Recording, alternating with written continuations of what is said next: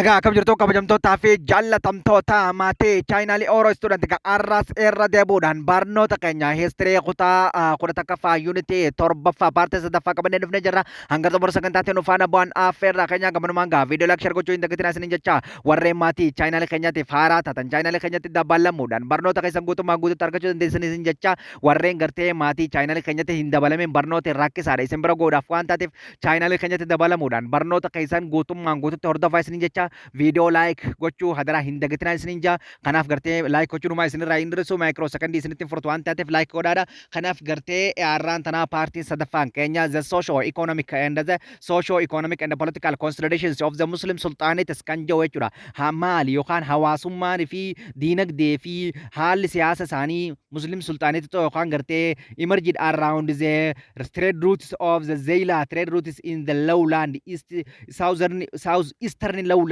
of the Ethiopia keessa warreen argaman guutuu isaanii waliin laallaa jechuudha. Kanaaf takka faarratti the sultanates of Ifati jira jechuudha. The sultanates of the Ifati is experienced over the wider area of the lowland east of the Shawan plateau keessatti argama.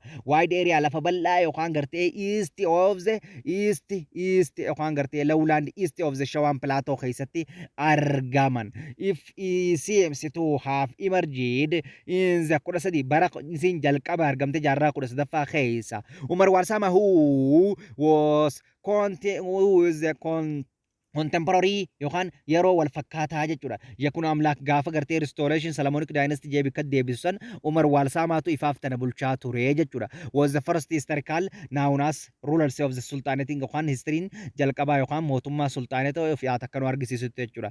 He is the ruling dynasty of the Ifatis Walsama dynasty yookaan sirna warra bulchinsa akka mootummaan kiristaanaa yookaan Christian Highland Kingdoms dynasty Christian Highland Kingdoms yookaan Solomonic dynasty jee bulchutti isaan ammoo Walsama dynasty jaanii buran. The sultanates of Ifatis was attained military political yookaan haala waraanaatii fi haala siyaasaa pronominated under the Walsama jalatti baay'ee qabdi. And the subsidized in the incorporated sultanate of the Shawallee bara 1385tti if jala galchitee turte jechuudha sultanate of Shawaa jechuudha. Ifatos is saturated in the strategic area through which is Zayla trade route irratti argamti yookaan passed into the interior of the Ethiopian region keessatti hanga daldala Zayla trade route dhaa fi interior yookaan daldala keessoo Itoophiyaadhaa hunda ifaatun to'attee jirti. These strategies yookaan gartee strategiin kun maal organize positions to enable danda'uu isiidhaan nu garsiisa jechuudha. Ifaator monopolize godhuu yookaan dhuunfachuu nu argisiisa jechuudha. Monopolize of Ifat is trade region naannawwan daldalaa hunda dhuunfattee jirti. Besides the community is the Ifat was flourished kanaaf ummanni islaamaa converted amantaa islaamaatti baay'ee nama jijjiiraa turanii jechuudha. Ummanni gartee Ifaatidha jechuudha. This helps to Ifatis becomes the leading to Ifat gartee akka powerfully taatu kan isii taasise keessa isii tokko isa kana jechuudha. Location gartee local communities are where Ifatis flourished to the converted to the islaami jijjiiramaa turanii akkasuma trade route illee qabachaa turanii trade route gartee interior part of the Ethiopia fi gartee Zayla trade route gartee to'achuun siidaa kun paaworii akka isin qabdu cimtuu fi aangoo jabduu akka qabdu nu argisiisa jechuudha. Kanaaf the sultanates of the regions in the first half of the 14th century Ifaat extended the powers over the sultanate of the ollaa isii irratti dheereeffattee turte jechuudha. Ifaat ollaa isii irratti moo'attee turte. However sultanate keenyuufaa Christian Highland Kingdoms Christianity under the kingdoms of the Amdasion jalatti started various expansions of this. Kanaaf ta'ullee garuu dominancy positioning Christian kingdoms under Amdasionitiitu start vigorous international expansion baay'ee dhiibbaa irra gaggeesse. Ifaat sultanates of Sabraddin nama jennuun walloloniini akkasumatti retain power isaa irratti tursiisee jechuudha lowlandii keessatti jechuudha. But kanaafuu he was finally defeated bara 1332tti after his Ifaat become tributary state of the Christian Highland Kingdoms eega taatee booda ganaa mootummaa kiristaanaa jalatti xumurarraa Amdasion most expansions of the king of the medieval period kan jennuun Amdasionii qabachuu qabdanii jechuudha. Isumaa qabata jechuudha. Kingdomoota hundaa fi sultaanota hunda isumaa qabata jechuudha. Bakka waan takka nambisu lafa tanarratti jechuudha. Waan Itoophiyaa keessatti tana guututti irra babal'isee ture jechuudha. Kanaaf Hadiyyaa was one of the medieval period jechuudha. Yeroo Sultanate Hadiyya lama kanatti aansee period sultanates of the Ethiopian region. These exact times Hadiyya was founded in the not clearly now. Yeroo kana Hadiyyaan tun gartee aangootti dhuftee yeroo kana hin beekamtu seenaan sii xiqqaadha. This sultanate is mentioned is the first yeroon garuu chronologically gartee Amdatsiyoonii barreesse eega inni qabatee booda jechuudha. Among the Muslim sultanates Hadiyyaan maali occupied in the most westerly territory of the Ethiopian region. Most of the westerly territory of the Ethiopian region argamti. This is western frontier Hadiyya is touched eenyu wajji waltuu ite jechuudha Gibee region wajji waltuu ite jechuudha gara westerniitiin jechuudha. In the south ida wajji eenyu wajji waldaangeessiti jechuudha Richard Tuze eenyu Gibee river ida wajji waltuu ite jechuudha. Kanaafuu in the south east territory some of they have it reached by mal lake Hawassa illee ni tu'ite jechuudha gara ammaa seesaatiin jechuudha gara southernniitiin jechuudha. Whilst in the north dhaan ammoo extended of the a little northern of the lake kan Zawaiti daangaanisi haala hangala Zawaiti gara northerniitiin ni deemti jechuudha kun daangaasiiti jechuudha. It is known that is the original inhabitant of the sultanate. Jiraattonni sirriidha yookaan originaliin jiraattonni dhugaadha warreen gartee Hadiyyaa keessatti jiraatan sun where the gartee ancestry of the present Hadiyyaa ethnic groupidha jechuudha. Warreen gaafa san gartee sultanate Hadiyyaa keessatti jiraachaa turan warrumarraan tan Hadiyyaa keessatti Hadiyyaa ethnic group saba Hadiyyaa kana jechuudha. It is ruled held the littles of Garad titling jechuudha yookaan maqaan mootichi fayyadamu title of the Garadiidha fayyadamanii jechuudha. Those economic of Hadiyyaan isaanii dinagdeen isaanii mainly mixture farming dha qonna wal makaa horii horsiisuuf lafa qotuudha. But some of the species of populations lead to the particular pastoralist illee life of way yookaan gartee jireenya warra horii tiifatullee ni qabanii jechuudha. Trade is also contribute trade illeen economy yookaan dinagdee sultaanatti Hadiyyaa keessatti gumaacha guddaa qaba. The sultanate of Hadiyyaa is possessed rich to natural resources dha. Qabeenya maalii qabdi jenne reefu natural resources baay'ee qabdi. Akka reefu mootummaan kiristaanaatis human resources godhuudhaan itti fayyadamaa ture jenne paartii dabre keessatti gartee partly because of the natural wealth dha. Qabeenyaan uumamaa baay'ee qabdi. King of the Christian Island Kingdom is sought reduce Hadiyyaa gartee tributary status godhee akka gibira isaaf kafaltu godhee gabbuusee jira jechuudha. In the 1330 kingdoms of the Sions Hadiyyaa is tributary status namni jalqabaaf Hadiyyaan gartee gibira akka isaaf kafaltu godhee Amdatsiyoonii jechuudha. Tributary status gara gibira kafalutti sadarkaa gibira kafalutti gabbuusee jechuudha. Along the with other sultanate in the region gartee sultanate yookaan naannoo kana jiran hunda akka gibira isaaf kafalan godhee jechuudha. Nevertheless Hadiyyaa is led by it is Garad rebellions now and the against of the imperial rules. Ta'ullee garuu hogganaan gartee Hadiyyaadha Garad namni jennuun rebellion baay'ee kan fincileedha now and the against of the imperial rule irratti ifarraa ittisuu irratti irra fincile. As a result kanarraa ka'uudhaan the kingdom of the Christian Island kingdoms is occasionally lead to the primitive expedition itti gaggeesse jechuudha. Return to the tributary status taatee akka turtuuf akka gartee gibira isaa kafaltee akka turtuuf yookaan waraana irra godhu eegale. They even tried to secure the loyalty of the rulers of Hadiyyaa means by means of the political marriage. Kanaaf Hadiyyaan tun hin teessu isin girgirii kaawalti jechuudha. Oggu cufa yaa itti kadhaawaltan. Kanaaf gartee maal godhu yaalan trade tun yaalan secure of the loyal akka isaan kun isaan kanaaf amanamaniif mootummaan kiristaanaa karaa fuudhaatiin hariiroo ummata mootummaa Hadiyyaatii wajjin Garaadii wajjin gaggeessuu yaale. Seriously indicate the queen mother Eleni tan jennuun belong to the role of the family of the Hadiyyaa gartee intaltii bulchaa Hadiyyaadha. She played to the crucial role dha. Geeg barbaachisaa yookaan siyaasa gartee kiristaanaa mootummaa Itoophiyaa keessatti kan qabdu Christian Island Kingdom keessatti kan qabdu during second half jaarraa 15ffaa keessatti nama beekamaa tan taatee gartee gumaacha poolisa yookaan political siyaasa hirmaannaa mootummaa kiristaanaa keessatti kan goote tun qe'oin Eleniin tun intala ruularii yookaan bulchaa family Hadiyyaa Tagaraadaati jechuudha. In the early decades of the 16th century keessatti gumaacha guddaa gootee jirti jechuudha. Intalti tun hirmaannaa siyaasaa irratti jechuudha. King of the Baadamaariyaam illee inni fuudhee barichi.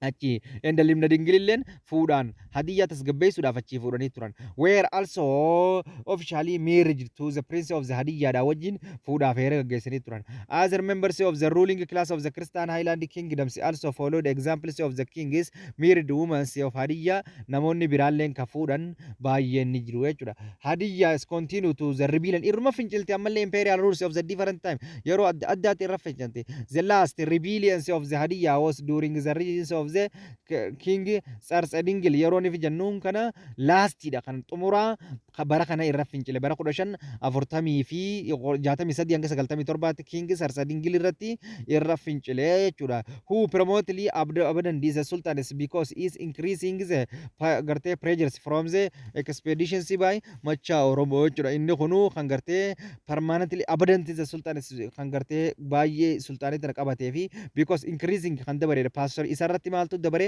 prejerii Kristar Sadingilitti Oromootiitu fincila yookaan Oromoo population movement bal'inaan waan kanan ilaalla irratti fuula duratti jechuudha. Baay'ee irra fincilaniiti jechuudha. Kingi Tsar Sadingil kanarratti jechuudha.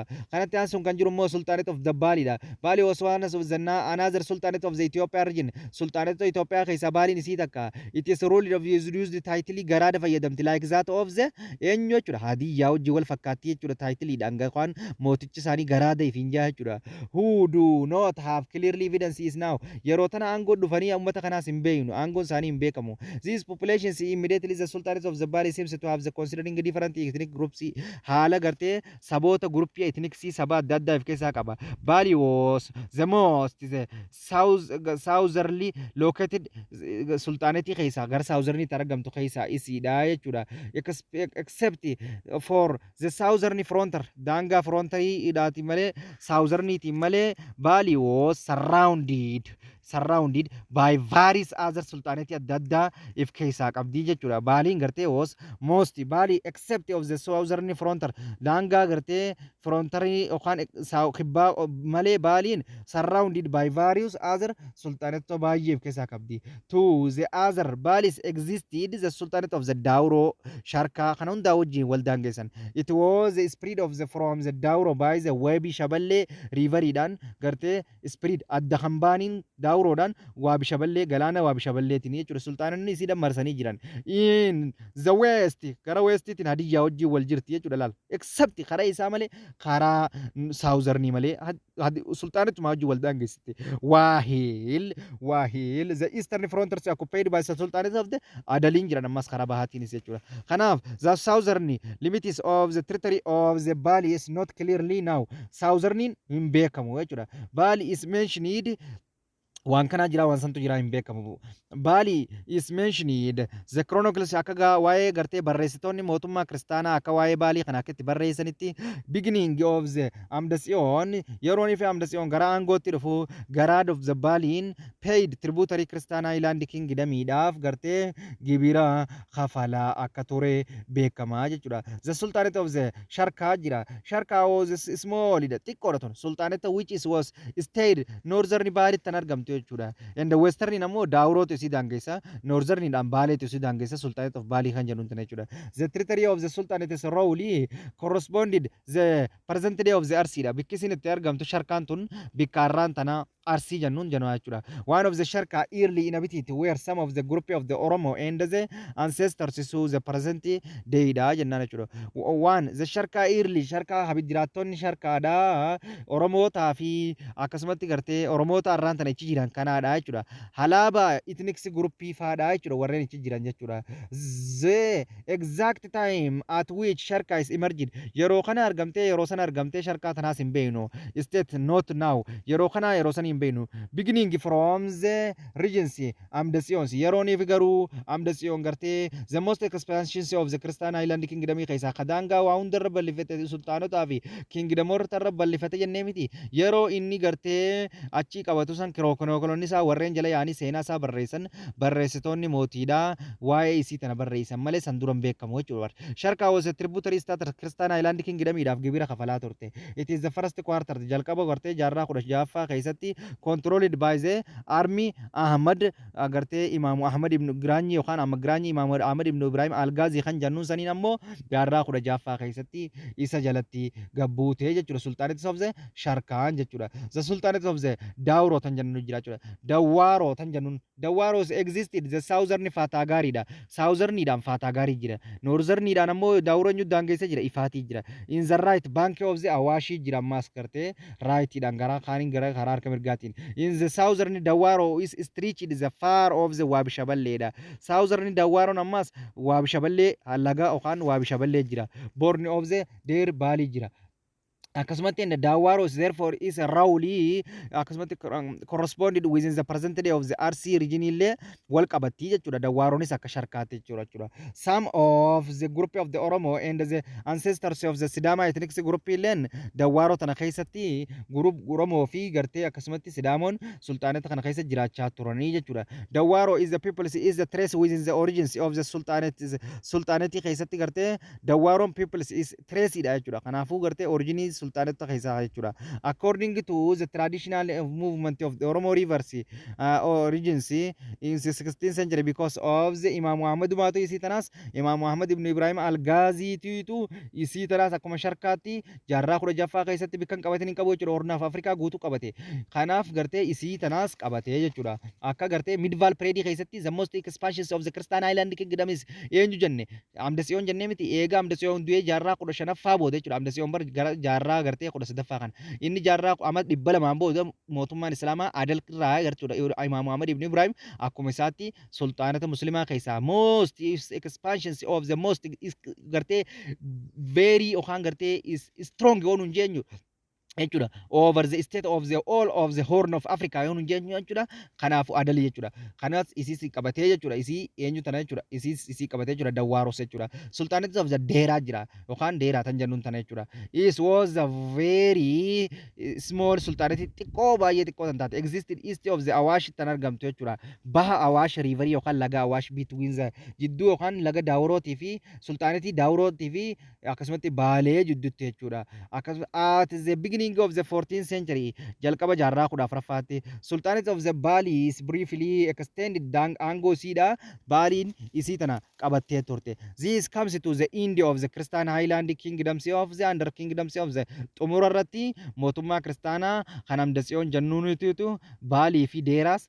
walumaanuu qabatee ture jechuudha tributary istaasasii godhee ture jechuudha gibira akka isaaf kafalan jechuudha king of the Christian Island kingdoms of the Deeras place of the exile godhee akka baqattuutti akka iddoo baqattuutti ila godhee ture for gartee disobedient monks yookaan gartee iddoo monkoonni qeensonni itti jiraatan who were forced stay bikka isaan itti turan times among the unfriendly Muslims gartee population punishment gartee kan taanidha jechuudha garee unfriendly kan muslimaa wajjin gartee hariiroon qabne akka punishment akka adabbiitti irranni kaayamaa jechuudha moo isaan kana irratti kanaaf the sultanate of the Fatagar tan jennuun jira ammaas jechuudha Fatagariin emerged along the Zayla trade route karaa Zayla kana irratti argamte jaarraa 13ffaa keessatti Fatagar is existed the regions between the jidduu Haraziwaawii fi present day of the Bishoftu Arabic Bishoftu jennuun jidduutti karaa Norziitiin argamti jechuudha the territory of the Fatagar Dangan Fatagar including the present day of the territory of the Minjar bika jannuun ni hammata arrantana Shankora bika jannuun akkasumatti Adaa bika jannuun fi Shawaa bika jannuun illee Fatagar Dangan sini tuqa Fatagar becomes a tributary Christian Island kingdom gibira kafaltuu taate yeroo bulchiinsa Amdasiyoon jechuudha later it is reduced ni xiqqaatte boodarra jechuudha province directly rules of the kingdoms of the Christian Island kingdoms mostly gartee century keessatti baay'ee if jala gabbuus akka isin gibira kafaltuuf kan taasisaa turedha sultanates of Arbabini jira Arbabini was the small sultanate touristic order about the which is we now only about the existing through the work of the Alumari seenummaan isii tanaatuun jirtu jechuudha bar xiqqoo namni wanni hima work Alumari hojii Alumari yookaan barreeffama Alumari tokkotu xiqqoo nutti hima malee isii tana existed southern of Awash river akka jiraachaa turte the sultanates of Hadiyyaa fi Daawuroo jidduutti jechuudha karaa kanaan jechuudha akkasumatti Alumaris further states that is agricultural production akkasiin gaggeessituu fi sultanate is including the kirl carlaawwan adda addaa legumes and the fruitiiwwan fuduraawwan adda addaa akkasiin dalagaa turte nutti himee jira jechuudha Alumariin jechuudha. Kanaaf sultanates of Adal kan jennu jira jechuudha. The sultanates of Adal was founded by the Walsamaadhaan uumamanii jechuudha. Yookaan the family of the Walsama kan jennu warra ifaatsanii jechuudha. Kan gartee warra ifaati jechuudha. Rulers of the Ifat toward the end of the 14th century keessatti Walsama ruraniin gartee ifaat Kristaan Ayilaandii kingdamii ni qabate jennee miti irraa buqqee warri Lawlaandii dhufee isaan uumeessuun Adal kanaa jechuudha. Once Ifat was annexed by the Amdatsiyoon godhanii jechuudha. Ifaatiin maal godhan annexed Amdatsiyoon ifaatiin qabate 1932tti becomes the territory akka isin gibira isaaf kafaltu godhe. Ruling class was divided into two groups. Ganaa kana amma inni kana godhan warri ifaat kun adda ba'an. The first group is maal jedhan considering the merchant marchantota adda manchartota jedhan first grouping group lamatti adda ba'anii warreen jalqaba warra daldaltoota warreen lammaffaadha warri daldalaa kun maal jedhan decide ni murteessan recognize authority yookaan aangoo mootummaa kiristaanaa over ifaat nurratti haa jiraattu nuti bakka nuuftee jira itaanaa itti fincillu jaanii warri ta'an. The second kun ammoo militant wings warreen jennuun kana jechuudha warreen gartee however the oppose hin barbaanne yookaan dominations aangoo cimaa nurra kaa'uun barbaannu nu dhuunfachuu yookaan determined nu murteessuu yookaan aangoo ta'e isaa nuti maal barbaanna lose independence teenya dhabuu hin barbaadnu ifaat independence dhabuun hin taatu kanaaf jaanii bikka lamatti adda ba'an maarchaantonni haala nu bulchuu Amdatsiyoon ammoo maaltaantii wingis yookaan militantii wingis kan jennuun kun ammoo nuun taatu jaanii warreen didaniidha jechuudha. The Walsama rulers of the names of Haqaddin the second kan jennuun kun warreen militantii wingii keessaa bara 1363 hanga bara 1884 rebellions against of Amdatsiyoon irratti fincila guddaa geessuu eegale. Son success namni bakka isaa bu'ee ilmi isaa ammaas maaludha Sef Arad namni jennuun kana jechuudha. 1344 hanga 70 takkaatti akkasumatti gartee Niyaa Maariyaam kan jennuun 1370 takka hanga 80tti gartee however irra fincilaa ture. However ta'ullee Ifaatis was not favorably the military assistance because it is closer to the Christian Highland Kingdom irratti baay'ee gartee irra aangoo isii dhuunfachuu hin dandeenye. Therefore this militant groupiin tun retained further aangoo isaanii tursiisuu barbaadan Eastern Lowland of the Hararitti duraa deemaniiti bakka however they founded Sultanate of Adal hundeessan jechuudha bakka bara 1380tti hin barbaannu jaanitti tana hundeessanii jechuudha. Center at Dakar magaalaan isaanii maal godhatan Dakarii godhatan jechuudha. South Eastern of the Harar jechuudha bakka Harar dhufan jechuudha. But is the bara 1520tti it was shifting the Hararitti magaalaa isaanii jijjiiranii jechuudha Dakar irraa jechuudha. Among the other Sa'adaddin the second is and bara 1387 hanga 1423tti rebellions against of the king of the Daawit irratti illee fincilee ture jechuudha. Akkasumatti offensive adults is grew guddatte turte is particularly during the sultanates of Ahmad Badalai kanas nama baay'ee cimaa ta'edha. Seriously gartee baay'ee yakun amlaaki wanta wajjin Zara Yaqub wajjin nama wallolaa turedha jechuudha. Against Zara Yaqub nama godhaa turedha jechuudha. Kanaaf ever in the 14 bara 1445tti Ahmad Badalai suffered kan ajjeefamedha. Akkasumatti gartee kan defeated ta'e kan mo'amedha jechuudha. During the second half of gartee walakkeessa jaarraa 15ffaatti both Adal if Christian Highland Kingdominis gartee ni dadhaban suffered from the internal weakness irraa kan ka'e. Adal is recovered daftee fooyyeste Adal dura daftee fooyyeste in the first half of the 16th century yookaan gartee jalqaba jaarraa 16ffaa keessatti under the Imam Ahmad ibn Ibrahim kana jettu jechuudha replaced the Christian Highland Kingdom bakka bu'e jechuudha. Amma cimaan dhufe jechuudha Imam Ahmad ibn Ibrahim kan jennuun kun mootichi cimaan mootummaa Islaamaa bal'aa empire Islaamaa Horn of Africa irra ijaaree jechuudha. As the dominated powers of the Ethiopia region and the Horn of Africa guutummaan guutuu kan dhuunfatee fi kan gartee aangoo isaa irratti babal'isee jechuudha.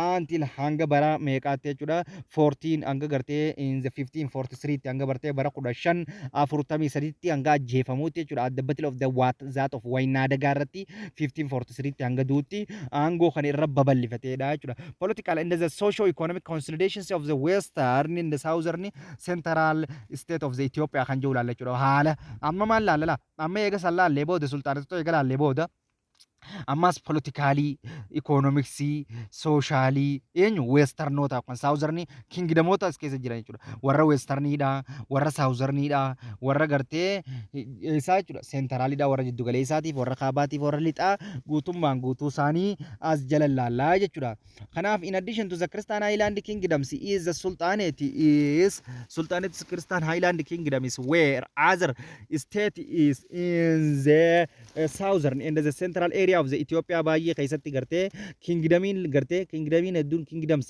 gartee Christian Highland Kingdoms and the Sultanates there were other sultanatonni biraalleen akkasumatti Ethiopia keessatti argamanii turan the majority of the inhabitants yookaan jiraattonni gartee irra caalaan jiraattonni state of practice indigenous religious dha gartee warri jiraattonni Ethiopia keessaa yookaan gartee indigenous irratti traditionally yookaan aadaa isaanii qabanii jechuudha kanaaf the kingdoms of the Gojam jira takka faaratti jechuudha the kingdoms of the Gojam was existed in the regions to the south of the lake Tana jettee jechuudha geessa jechuudha kibba leega xaanaa tanatti argamti jechuudha kibbarra leega xaanaarraa gara kibbaatti argamti jechuudha there is no clear evidence yeroo kana yeroo san dhuftee yeroo kana aangoo qabattee yeroo kana ragaan si cimaan hin beekamus information si gaamiti jechuudha akkuma gartee uummata kaanitti this times when the kingdoms of the Gojam emerged yeroon isii mul'atte yookaan yeroo mootummaan kun gara aangootti dhufe hin beekamu those kingdoms was inhabited agaw ethnic group dha wanni beekamu garuu mootummaan isaan kana keessa uummanni isaan kana keessa jiraatu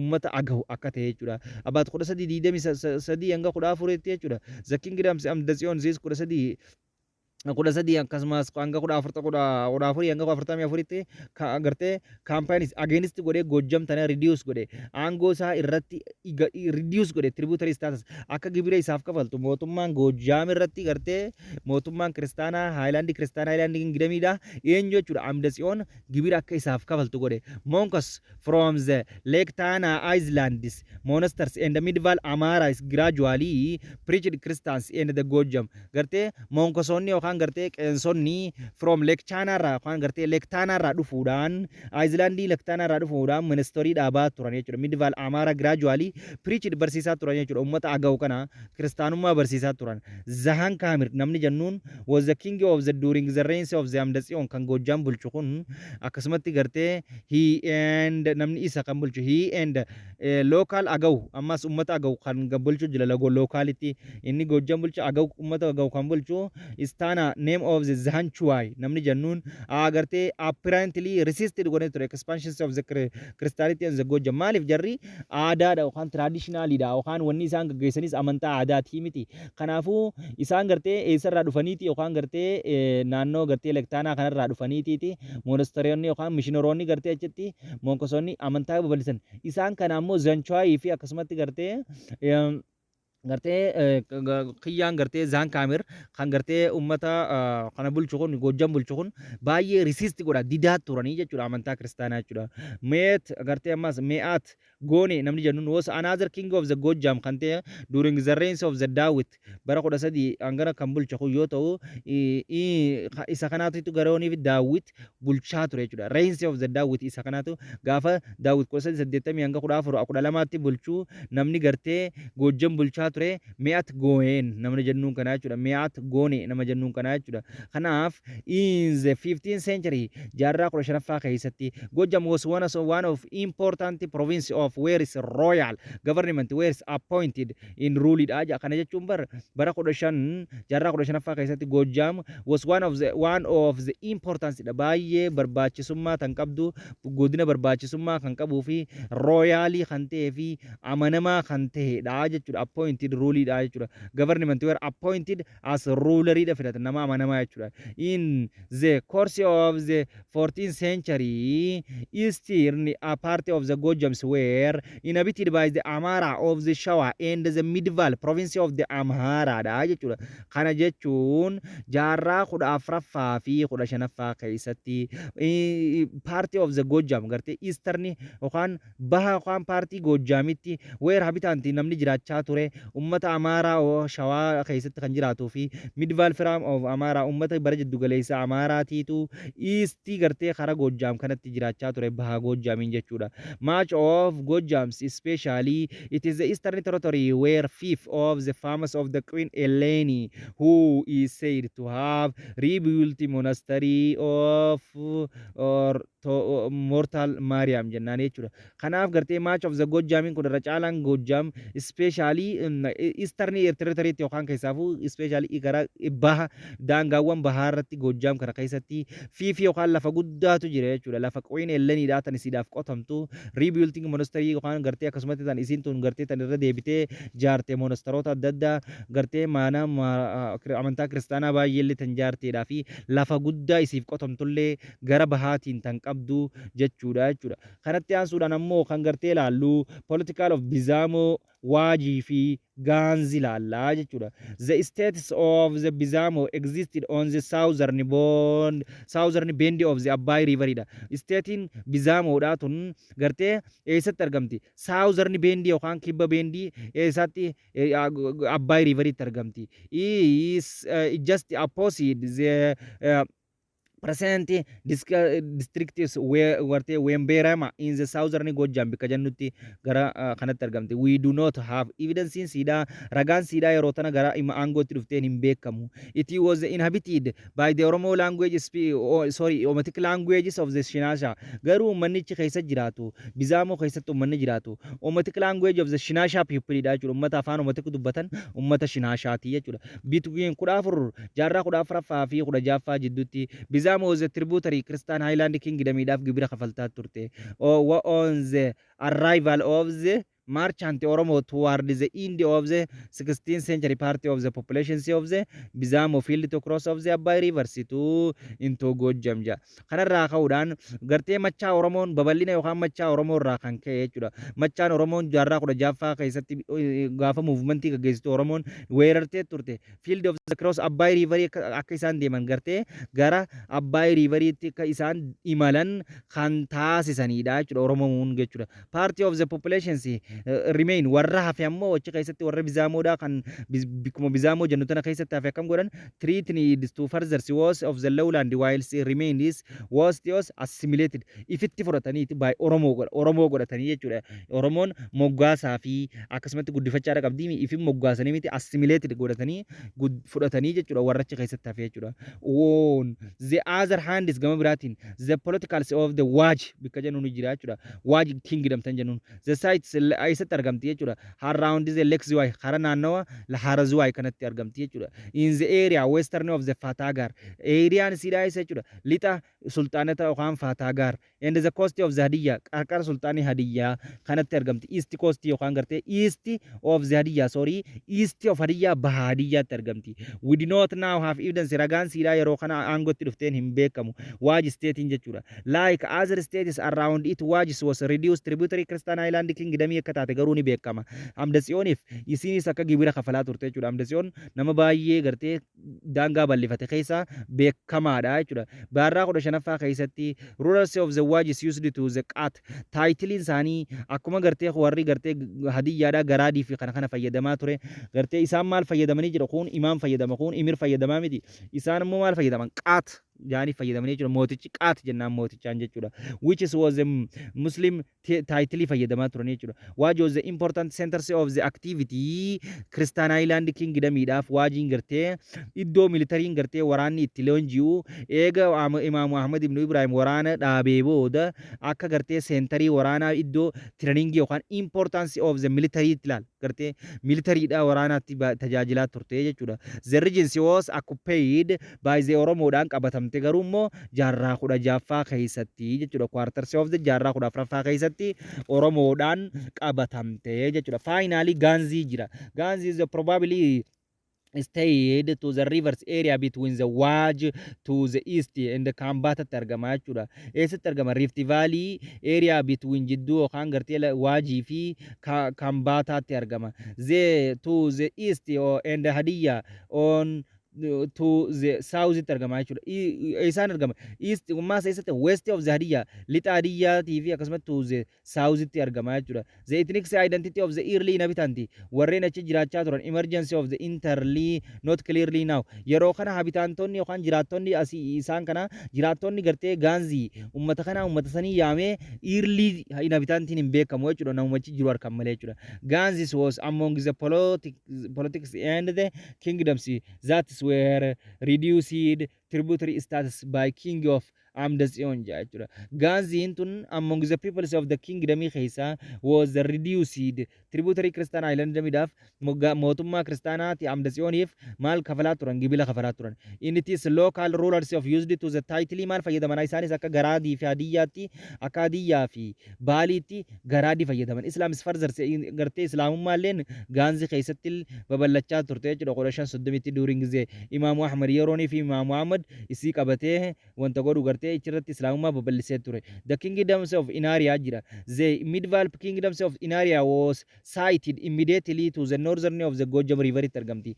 Kaaba yookaan gartee laga Gojabitti argamti. Westidhaan ammoo upper course of the irra olii yookaan Gibee rivers yaa olii Gibee river itti argamti yookaan laga Gibeetti jechuudha. Very little evidence ragaan si xiqqaadha gaa early history si beekuun xiqqaadha. It is was under influence of the Christian Highland Kingdom jala turte akka turte beekama. Yeroo hunda gartee eega inni qabate eega mootummaan kiristaanaa yookaan gartee Amdasiyoon qabate booda kiroonikoloonni isaanii warreen jala yaanii seenaa barreessan waa barreessanii seenaa isaanii achirraa garraa jechuudha malee hin beeknu. In about the middle of the 13th century eventually Inarias was reduced tributary of the Christian Highland Kingdom idhaaf gartee gibira kafalaa turte. Inarias was a main source of the trade item idha. Inarian the main source of the trade item idha jechuudha. Regions is the distance through trade is up of the 16th century keessatti Inaria is one of the main centers of the trade center yookaan maal jechuudha trade dha jechuudha. Source of the trade item gosoota daldala adda addaa gaggeessiti jechuudha. Itemoota adda addaa jechuudha.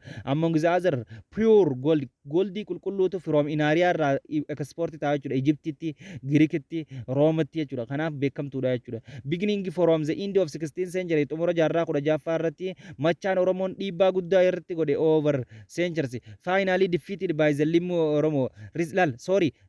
Resisted firraa dhiisaa firraa dhorkaa turte jechuudha. Machaa Oromoo jaarraa 16ffaa keessatti firraa isii maali jabduudha waan taateef laal daldala qabdii miti ikoonomiidhaan jabduudha waan taateef garuu ammoo xumura irratti Limmu Oromootu moo'ee jechuudha. Isii was one of the subgroup of the Machaa Oromooti. Kunis dawuma Machaa Oromooti Limmu Oromoo kanaatu moo'ee jechuudha. Confederacy of the sites then the names of the kingdoms of the eega inni moo'ee booda maal argate changed Limmu Inaria jecheetiti moggaafamte jechuudha. Kana assimilate eega godhee booda jechuudha.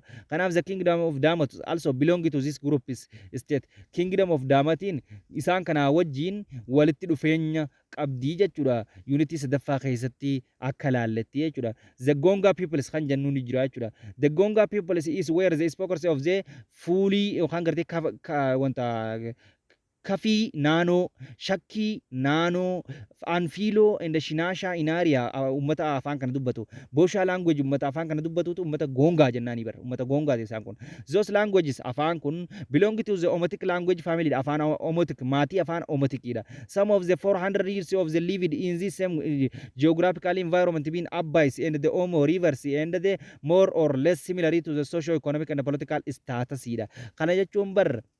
Afaan kun some of 400 years waggaawwan gartee 400 age waggaawwan 400 ago they lived jiraachaa turan in the same geographical environment kana keessa between the Abbay river fi and gartee had moreover or less similarly socio-economic dha wal fakkaatummaa qaban and political system isaanii warreen gartee Kaafii naannoo kanaa fi Shaakii naannoo kanaa fi Anfiiloo kanaa fi Shanaashaa Inaariyaa fi Booshaan kun economy isaanii wal fakkaatti haalli siyaasaa isaanii wal fakkaatu kun jiraachaa turanii jechuudha. Waggaa 400 eessa keessatti jechuudha. Awaash yookaan gartee geographical environment Abbay river keessatti Omo river keessatti jechuudha. Abbay and Omo river keessatti jechuudha. However ta'ullee this within the river of the Machaa Oromoo gartee dorgommii yookaan fincila Machaan Oromoo irra godheerra by rivers in the late Abbay rivers in the late is the 16th century many of them were forced gartee settled in the new area. Iddoo dhiibbaa Oromoon irra godherraa gartee kan ka'e iddoo haariyaa yookaan bikka haariyaatti qubataa turan. Shakka and Amphilos where the push ni dhiibaman. Shakkaa fi Amphiloon eessatti dhiibaman. The present day of the environment eessatti dhiibaman jechuudha. South Western Ethiopia dhiibamaniiti itti oofaman. By the due to the result of the yookaan gartee revivals of the machaa Oromoo irraa kan ka'e jechuudha. Kanaaf besides when the kingdoms of the Bizam was gartee overlapped by the machaa Oromoo, the Shinasha moved to the cross of the Abbai River settled in the southern Gojjam and Matakkali qubachuu eegalanii jechuudha. Uummanni Shinaashaatis achi duraa deemaniiti Matakkalitti yookaan Gojjamitti southern of Abbai River irraa gartee southern of Abbai River itti uummata Oromoo duraa qubachuu eegalanii jechuudha. Cross to Abbai qaxxaamuranii northern of Abbai River itti in the southern Gojjamitti jechuudha. Northern Abbai River maali northern cross Abbai goonaan Abbai ol qaxxaamuran northern of eessa jechuudha. Northern Abbai River eessatti jechuudha. Naannoo southern Gojjam gartee kibba Gojjam idda bikka amma Matakkal jennuunti jechuudha qubatanii turanii jechuudha. Kanaaf most of the Gonga peoples is established elaborate systems of the ra'aawni qaban jechuudha. Sistema mataa isaanii qaban jechuudha waan hundarratti jechuudha. This is the best impulse of the kingdoms in areas Amphilo Bizam of Kafaa fi Shakkaan hundinuu jechuudha. This is the kingdoms of the last of the kingdoms used to the royal title isaanii maal jechuudha called of Taatoo fayyadamanii jechuudha. Uummanni Gongaadhaa hundinuu Taatoo fayyadamanii jechuudha. Title mootiin isaanii maali Taatoodha jechuudha. Taatoo abaluu jaanii yaamanii jechuudha. Taatoo fayyadamaa jechuudha. All noun Konga states had the traditionally building trench yookaan defensive yookaan gartee mala yookaan wantoota diina isaaniif irraa ittiin to'atan tolchanii turanii jechuudha. Stone maal jechuudha fortification yookaan gartee iddoo itti firraa dhagaadhaan yookaan gartee ittisa humna balaa isaanii dhuftu firraa ittisan yookaan enclosure dallaa jechuudha akkatti ijaaranii turan dhagaadhaan jechuudha. Ifirraa ittisuudhaaf jechuudha. Baay'ee bara 16 fi 17 keessatti jechuudha. Purpose of the defending themselves enemy isaanii yookaan diina isaanii ifirraa tochuudhaaf jechuudha. As will the discuss it in this unit isaan kana baay'ee isaanii warreen Omotic State dha kana unity 8ffaa keessatti bal'inaa wajji ilaallaa jechuudha. The Gonga belong to had similar traditions building to the defensive gartee fortification warreen qaban warreen akka Gongaadhaa kun warreen gartee belong ta'anii walitti makamanii yookaan similarii wal fakkeenya qaban kanneen gartee defensive fortification mala ittisa yookaan enemy isaanii irraa ittiin to'atan qabanidha jechuudha. Kanneen akka Kafaa jira, kanneen akka Shakkaa jira, kanneen akka Daawuroo jira, kanneen akka gartee Yeemii jira. Boqonnaa 8ffaa keessa baay'ee isaanii ilaallaa jechuudha. Kanneen akka wartee Walaayitaa gartee isaanis warree westernii keessatti jiran south westernii keessatti jiran baay'ee isaanii waliin ilaallaa jechuudha. Har'aaf ammoo paartii kanaaf asumatti waliin haadhaamnu paartii itti aanu nanga walitti deebinutti barattoota kiyyaa galatoomaa nagaan naaf turaa isiniin jaaladhaa yaada keessan koomentii jalatti naaf barreessaa namoota biraallee chaayinaalii keessan akka fayyadaman taasisaadha naaf jiraadhaa I love you.